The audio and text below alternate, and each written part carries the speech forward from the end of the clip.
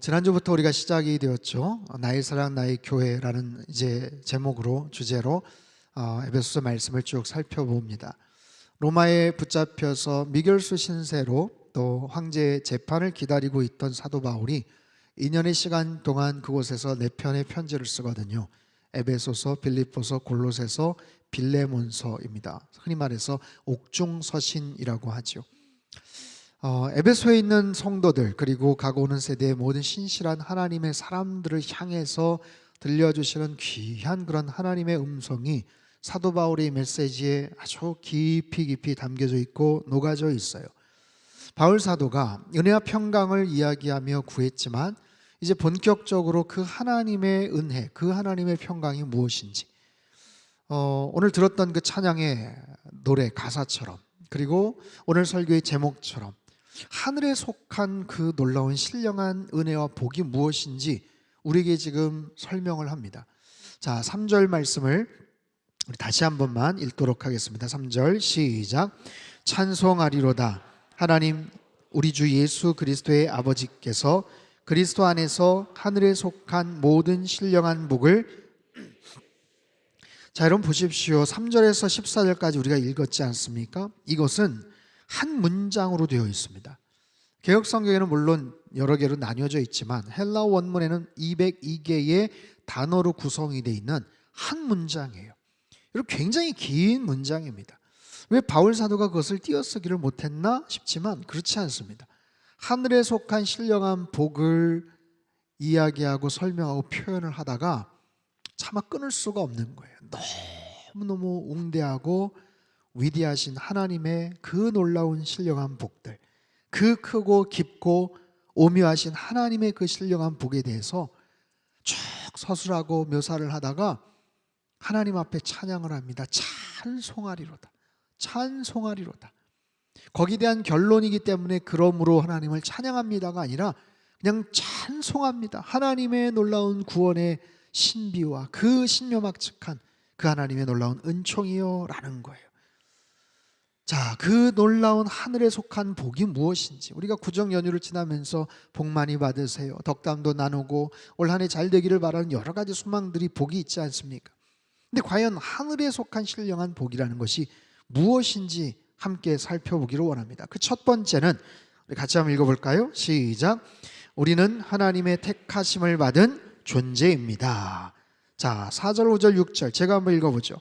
곧 창세전에 그리스도 안에서 우리를 택하사 우리로 사랑 안에서 그 앞에 거룩하고 흠이 없게 하시려고 그 기쁘신 뜻대로 우리를 예정하사 예수 그리스도로 말미암아 자기의 아들들이 되게 하셨으니 이는 그가 사랑하시는 자 안에서 우리에게 거저 주시는 바 그의 은혜의 영광을 찬송하게 하려는 것이라. 하늘에 속한 놀라운 복이란 그 첫 번째가 하나님이 우리를 택하셨다라는 거예요. 하나님이 저와 여러분을 선택하셨다라는 거예요. 언제? 창세전에, 세상이 시작되기도 전에 그리스도 안에서, 그것이 방법이죠. 주님 안에서. 그리고 목적은 뭐예요? 거룩하고 흠이 없는 존재가 되기 위해서. 흠이 없다는 것은 제물을 바칠 때 흠없는 그런 어린 양, 정결한 제물에 대한 바로 그런 표현이에요. 선택의 결과는 뭐예요? 하나님의 자녀가 된다. 하나님의 아들이요 하나님의 딸이 된다. 하나님의 자녀가 된다. 여러분 이 사실이 믿겨지십니까? 하나님이 나를 택하셨대요. 그것도 창세전에, 역사가 시작되기 전에. 아니 나를 어떻게 아시고 어떻게 택하실 수 있을까? 이게 납득이 잘 되지를 않아요. 그 선택으로 우리가 하나님의 자녀가 되었다. 하나님의 자녀, 당신은 하나님의 자녀입니다. 우리는 하나님의 아들이요 딸입니다. 우리가 흔히 그런 표현들을 많이 하지만 사실 이게 어떤 내용인지 잘 와닿지를 않습니다. 너무 엄청난 개념이기 때문에 그렇죠. 도대체 하나님의 자녀라는 것은 무엇인가? 그 특권은 무엇인가? 지난 1월 20일 미국 대통령 도널드 트럼프 대통령 취임식이 있었죠. 여러 가지 뉴스와 또 화제거리 이야기들이 있었는데 관심을 끌었던 것 중에 하나가 트럼프의 아들 베런 트럼프에 대한 이야기예요. 사진을 보셨을 겁니다. 이 친구 2006년생입니다. 이제 만 19살이에요. 키가 2m 6cm나 됩니다. 뉴욕 주립대를 다니고요. 3개 국어에 능통을 합니다. IQ는 무려 170으로 알려져 있어요. 아니 외모도 저렇게 잘생긴 훈남인데 아버지가 도널드 트럼프 대통령이에요. 여러분 흔히 뭐 금수저, 이건 다이아몬드 수저 정도는 아닙니다. 정말 우주 최강의 스펙이라고도 그렇게 얘기를 하죠. 여러분 생각해 보십시오. 아버지가 미국 대통령이에요. 무슨 고민이 있겠습니까? 무슨 걱정이 있겠습니까? 자기 집이 백악관입니다. 무슨 아쉬움이, 무슨 결핍이 있겠어요? 어디를 못 가겠으며 할 수 있는 뭐 없는 것이 뭐가 있겠습니까? 거기다 본인도 엄청난 능력과 스펙을 갖고 있어요. 자, 과연 미국 대통령의 자녀라면 어떤 능력을 가질까? 어떤 권한이 있을까? 물론 그것조차도 상상이 되지를 않습니다만, 그럼에도 어쨌든 4년 후면 임기가 끝이 납니다. 아무리 대단한 스펙이 있고 권력자의 아들이고 엄청난 부와 명예가 있다고 하더라도, 저렇게 젊고 건강하고 잘생겼다고 하더라도 시간이 지나면, 세월이 흐르면 어쩔 수가 없는 거예요. 10년 후, 20년 후, 30년 후, 50년 후 여러분 점점 더 쇠약해지고 그 많은 특권들도 힘을 잃게 되겠죠.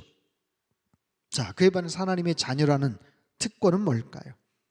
하나님이 나를 택하여 주셨다. 내가 선택한 게 아니에요. 내가 지원을 한 게 아니에요. 하나님이 나를 택해 주셨어요. 창세전에 그 어떤 나를 택해 주셨어요. 여러분 이것은 미스터리입니다. 이건 신비죠. 우리의 상식과 우리의 지성을 가지고는 도저히 납득이 되지 않고 이해가 되지 않는 그런 영역이에요. 구원이라는 것이 그렇습니다.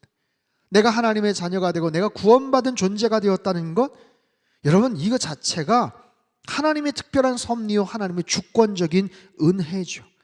자, 묻습니다. 여러분 언제부터 교회 나오셨어요? 언제부터 예수님 믿기 시작했습니까? 수많은 종교가 있지만 나는 기독교를 정해서 나는 교회를 다녀야 되겠다. 어느 특별한 뭐 사건이 있고 아니면 특별한 그런 결단이 있었을 거예요. 그랬기 때문에 내가 이 자리에 왔고 내가 지금까지 이렇게 신실하게 믿음 생활했고 그래서 내가 구원을 받았다. 그래서 내가 남들 놀러 갈 때 놀러 가지 않고 내가 열심히 믿음 생활했다. 내가 잘해서 구원을 받았는가? 내가 어떤 특별한 섬김과 사역을 열심히 해서 구원을 받았는가? 여러분 그렇지 않습니다. 내가 구원을 받고 하나님의 자녀가 된 것은 전적인 하나님의 은혜고 하나님의 선택이에요. 내가 잘해서 내가 잘나서 됐다라는 건 추워도 생각할 수가 없어요. 거기에 요만큼의 공로나 자기 의의가 들어갈 수가 없다고요. 누구는 선택하고 누구는 선택하지 않았나? 그거 불공평하시다. 하나님 그러실 수가 있습니까? 따지거나 불평으로 시비를 걸 수도 없어요. 그저 우리는 내가 하나님의 자녀가 됐다는 사실에 감사하고 그 사실에 대해서 감격하고 찬양하면 되는 거예요. 사도 바울처럼 찬송하리로다. 찬송하리로다. 이 하나님의 놀라운 구원의 은총이요 우리를 향하신 하나님의 놀라운 섭리요. 사랑하는 성도 여러분, 우리가 날마다 하나님을 찬양하되 정말 이 사실을 깨닫고 고백함으로 말미암아 더욱더 농도 짙은 하나님을 향한 찬양과 감사의 고백이 날마다 우리 삶 가운데 흘러넘치시기를 주님의 이름으로 축복합니다. 두 번째 하늘에 속한 복은 무엇인가? 두 번째 같이 한번 읽죠. 시작. 우리는 죄사함을 받았습니다. 아멘. 7절이에요. 우리는 그리스도 안에서 그의 은혜의 풍성함을 따라 그의 피로 말미암아 속량 곧 죄사함을 받았느니라. 여러분 속량이라는 단어가 무슨 뜻인지 아십니까? 값을 주고 샀다라는 거예요. 내가 값을 지불하여서 샀다. 근데 속량으로 죄사함을 받았다. 그분의 피로 인해서 그분의 십자가의 죽음으로 인해서 내 모든 죄를 사함받았다. 나의 죄를 용서해 주셨다라는 거예요. 여러분 식당에서 친구들과 밥을 먹는데 아는 지인이 반갑게 인사하면서 먼저 갈게요. 맛있게 식사하세요. 계산 먼저 했어요. 여러분 이렇게 지나가면 얼마나 기분이 좋습니까? 커피 한 잔은 공짜로 얻어 마셔도 기분이 좋잖아요. 여러분 근데 하물며 우리가 죽을 죄가 있었는데 심판을 받아야 되는데 주님께서 그것을 용서해 주셨어요. 속량 대신 갚아주셨어요. 예수님이 돈이 많으셔서 그거 얼마인데 그래? 돈을 내주신 게 아니에요. 야, 내 체면 봐서 한 번만 봐줘. 얘는 좀 봐줘야 돼. 그게 아니에요. 우리를 살리시기 위해서 아주 엄밀하게 정확하게 값을 지불해 주셨다고요. 그 값이 뭐예요? 예수님의 죽음입니다. 십자가에 달려 죽으신 거예요. 그 피값으로 우리를 살려주셨다라는 거예요. 이게 엄청난 은혜요 축복이요 선물 아니겠어요? 여러분, 이것은 우리가 잘 이해가 되지 않아요. 어떻게 가능할 수 있을까? 우리의 능력, 지혜, 상식으로 불가능합니다. 8절, 9절 말씀 같이 한번 읽죠. 시작. 이는 그가 모든 지혜와 총명을 우리에게 넘치게 하사 비밀을 우리에게 알리신 것이요 그의 기뻐하심을 따라 그리스도 안에서 때가 찬 경륜을 위하여 예정하신 것이니. 자, 모든 지혜와 총명을 우리에게 넘치게 하셨고요, 그 뜻의 비밀을 우리에게 알려주셨고요, 때가 찬 경륜을 위하여 예정하셨다. 이게 단어가 어렵습니다. 여러분, 경륜이라는 단어는 하나님의 계획, 하나님의 경영이란 뜻이에요. 하나님의 계획하심과 하나님의 경영하심 속에서 이루어졌는데, 이 모든 것이 결국에는 10절 말씀 큰 소리로 같이 한번 읽습니다. 시작. 하늘에 있는 것이나 다 그리스도 안에서 통일되게 하려 하심이라. 아멘. 그리스도 안에서 통일되게 하신다. 이것은 뭐냐면 질서를 잡고 마지막으로 결론을 내게 하신다는 거예요. 정리를 하셔서 최종적인 결론을 내리신다라는 거예요. 자, 하나님께서는 질서를 잡으세요. 무질서 속에 질서를 만드시죠. 혼돈 가운데서, 흑암 가운데서 태초에 빛이 있으라 하셨을 때 빛이 생성이 되었고, 온 세상을 창조하셨어요. 천지만물을 창조하셨어요. 질서를 부여하셨어요. 인간에게 책임을 허락해 주셨어요. 생육하고 번성하고 다스리고 풍성하라, 다스려라. 그런데 인간의 죄로 인해서 이것이 깨지고 맙니다. 질서가 사라집니다. 평강이 깨집니다. 균형과 모든 안전한 것들이 다 사라지게 되는 거예요. 그렇기 때문에 10절의 말씀처럼 예수 그리스도로 인해서 마지막 때에는 결국 모든 것을 통일되게 하신다. 새로운 질서를 창출하신다, 만드신다라는 거죠. 그렇습니다, 여러분. 하나님이 임하시면, 예수님이 우리의 삶 가운데 오시면 여러분, 질서가 생기는 거예요. 아담의 범죄로 이 땅 가운데 혼돈과 죄악과 모든 파괴와 불균형들이 발생을 하고 평화가 깨어졌죠. 그런데 하나님께서 그 아들 예수 그리스도를 이 땅에 보내심으로 말미암아 새로운 질서를 부여하셔요. 여러분, 우리의 삶은 어떻습니까? 여러 가지 고민이 있어요. 문제가 있어요. 갈등이 있어요. 어떻게 풀어야 될지. 재정적인 문제도 있고 관계적인 어려움도 있고 삶에 복잡하고 여러 가지 그런 어려운 문제들 뒤죽박죽해서 어떻게 풀어가야 될지도 알지 못하는 그런 문제들이 있어요. 그럼에도 불구하고 그 문제를 냉철하게 풀어가야 되는데, 그럼에도 여전히 내 안에선 죄성이 계속해서 솟구칩니다. 그러면서 정작 그 문제를 풀기는커녕 또 다른 문제를 야기를 시키는, 그래서 그냥 완전히 실타래가 엉켜져 버린 것 같은 그런 삶의 모습들, 어떻게 해야 될까요? 끊어야 되는데 끊지를 못해서 중독으로 빠지게 됩니다.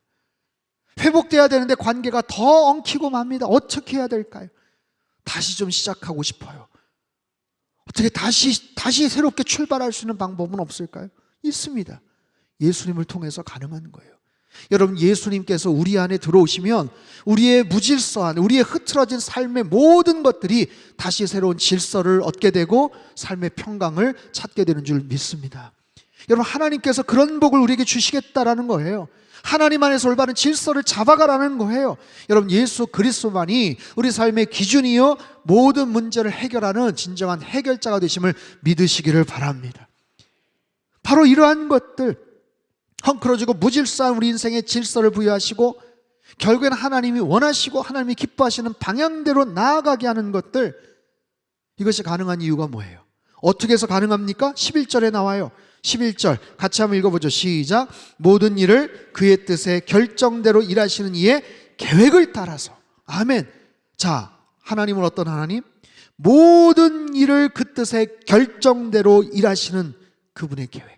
모든 일을 원하시는 대로, 계획하시는 대로 아무런 장애나 어려움이나 갈등이나 부족함이 없이 마음대로 할 수 있는 그 하나님의 그 능력 하에서 우리를 선택하시고 예수 그리스도를 통해서 죄의 문제를 해결해 주시고 우리 인생 가운데 무질서하고 꼬여있는 삶의 모든 고난과 문제들을 풀어주시고 그 뜻의 결정대로 행하시는 그 하늘 아버지께서 우리에게 신령한 복을 허락해 주셨다라는 거예요.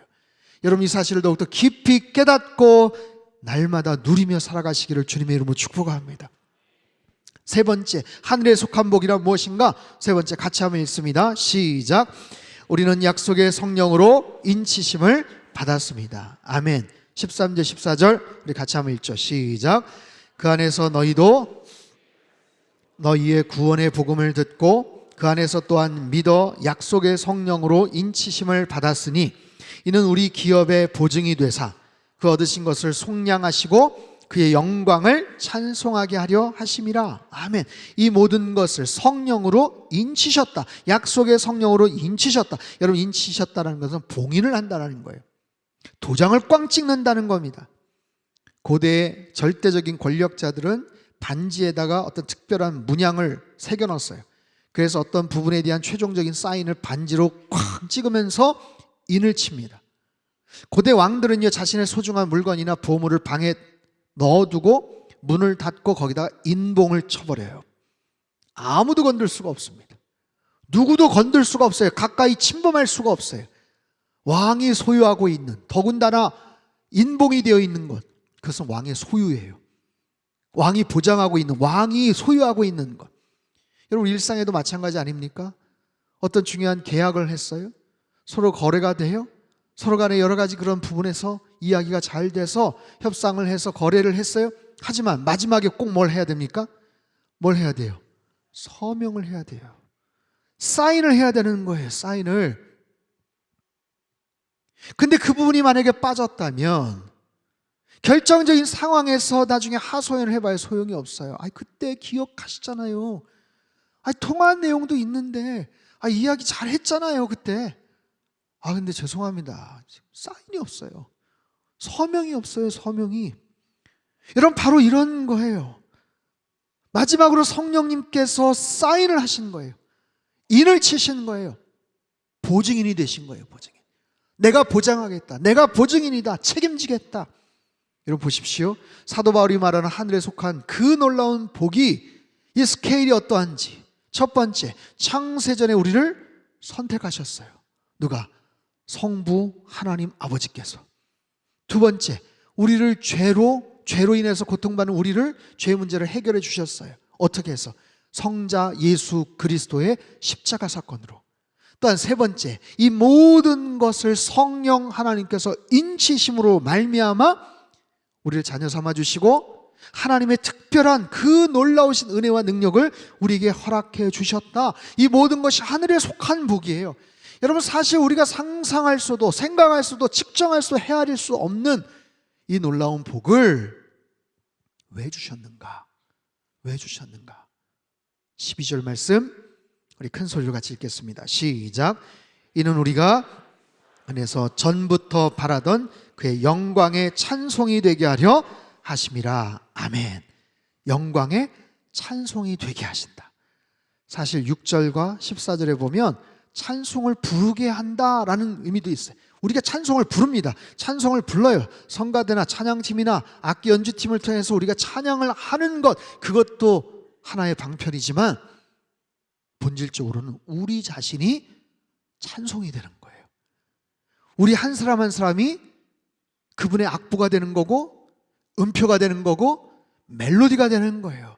우리 삶에 흩어진 모든 현장 속에 흩어져서 우리가 별도의 시간을 내서 특별한 도구를 가지고 하나님을 이제부터 찬양하겠습니다가 아니라 우리의 삶 자체가 하나님을 높여드리는 찬송의 도구가 되고 찬송의 주체가 된다라는 거예요. 여러분, 우리가 상상할 수도 없는 놀라운 영적인 은혜와 축복을 우리에게 허락해 주셨어요. 바울 사도가 이 사실을 깨닫고 이 사실을 바라보면서 설명하고 묘사를 하는데 이것이 한계가 있는 거예요. 하지만 여러분 우리의 생각, 우리의 계산, 우리의 상상력이 얼마나 차이가 나는지 한번 보세요. 내가 어디로 여행을 간다? 그럼 계산을 하죠. 생각을 하죠. 어느 지역을 간다? 여기는 겨울이지만 거기는 좀 따뜻하대. 거기는 좀 선선하대. 거기에 필요한 옷가지를 챙길 거 아니에요. 날짜가 어느 정도, 그러면 거기에 걸맞는 짐을 꾸릴 거 아닙니까? 계산을 할 거 아니에요. 생각을 할 거 아니에요. 이번 연휴 기간에 고속도로가 많이 막혔어요.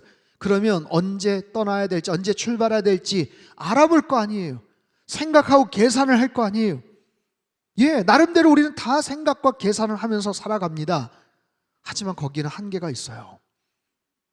여러분, 우리 인생의 후반전을 어떻게 살아갈 것인지 생각하고 계산하십니까?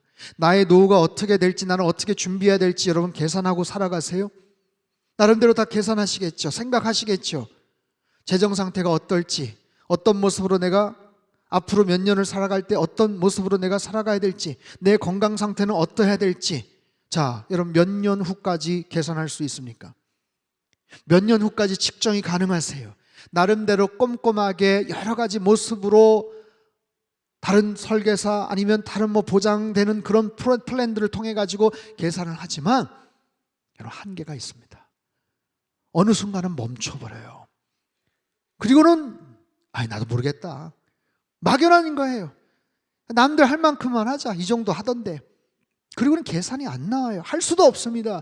여러분, 다가올 미래에 대한 내 문제예요. 내 문제, 우리 가정의 문제, 우리 자녀들의 문제입니다.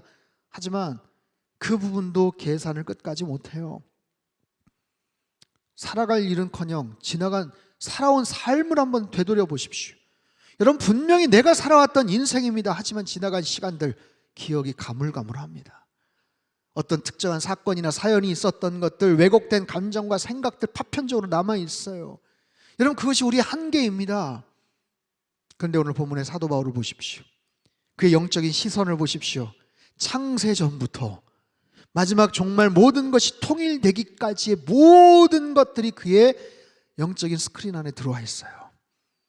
모든 만물이 통일되고 모든 만물이 조화롭게 되는 그 시점에 더군다나 성부 하나님의 택하심, 성자 예수 그리스도의 죄 가운데서 우리를 구원해 주심, 그리고 성령 하나님의 인치심까지 엄청난 신학적 주제를 지금 다루면서 논하면서 그의 가슴이 지금 뜨겁게 벅차오르는 거예요.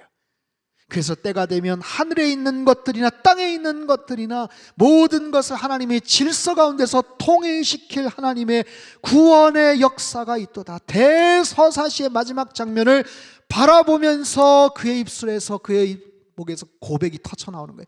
찬송하리로다, 찬송하리로다, 율로케토스. 감탄을 하고 명령형의 힘찬 메시지로 에베소서를 시작하는 거예요. 그리고 우리 삶 속에 이 놀라운 찬송의 고백대로 우리가 찬송의 제목이 되고 평생 그 하나님을 찬양하면서 살아가는 것, 이게 중요한 거죠. 이 백성은 내가 나를 위하여 지었나니 나를 찬송하게 하려 함이라. 여러분, 바로 그런 믿음의 고백입니다. 사랑하는 성도 여러분, 오늘 본문 14절까지 그리스도 안에서, 그분 안에서, 그 안에서 라는 이 단어가 모두 11번이나 등장을 해요. 그리스도를 통해서 가능하다는 거예요. 예수님 안에서 가능하다는 거예요. 내가 누구 안에 있는가? 나는 어디에 속해 있는가? 내가 어떤 집단에, 어떤 공동체 안에 있는가? 여러분, 생각해 보십시오. 내가 속해 있는 수없이 많은 그 공동체 안에 예수 그리스도의 사랑과 은혜가 그 공동체 안에 나로 인해서 흘러갈 수 있게 되기를 축복합니다. 나로 인해서 그 안에 복음의 아름다운 능력이, 소식이 흘러가게 되기를 축복합니다. 여러분, 특별히 기도하십시오. 특별히 에베소서 말씀을 통해서 하늘에 속한 이 신령한 복들이 깨달아지는 은혜와 지혜가 나에게 있게 하여 주시옵소서. 사실 이 말씀을 준비하면서 너무 많은 한계와 정말 여러 가지 어려움들을 느꼈어요. 이 30분 안에 이 엄청난 주제를 설명한다는 것 자체가 사실은 너무 많은 한계, 어려움이 있습니다. 그렇기 때문에 여러분, 이번 한 주 동안 이건 하나의 숙제예요. 이 3절에서 14절까지 말씀을 특별히 계속해서 한번 읽어보십시오. 읽어보세요. 소리를 내서 읽어보시고 묵상을 하세요. 그리고 기도하세요. 하나님, 바울 사도가 바라보고 있는 하늘의 이 신령한 영적인 이 복의 실체를 나도 느끼게 하여 주시옵소서. 하나님, 그 복의 놀라운 은혜와 능력이 다만 추상적이고 피상적인 영적인 그런 세계에서만 나타나는 것이 아니라 나의 2025년도 삶의 현장 속에 나타나는 은혜를 허락하여 주시옵소서. 여러분, 10분의 1, 100분의 1도 잘 이해하지 못하지만 하나님 앞에 기도하실 때 하나님께서 우리의 영안을 밝혀주실 줄 믿습니다. 더 멀리 바라보게 하시고 핵심 본질을 꿰뚫어 보는 하나님의 은혜가 우리 안에 있게 되기를 바랍니다. 여러분, 세상이 참 어지럽습니다. 굉장히 다양한 혼란 가운데 어려운 그런 지경에 있어요. 대한민국 자체가 지금 굉장히 어렵습니다. 모든 것이 지금 불안하고 두렵습니다. 어지럽습니다. 헷갈리기까지 합니다.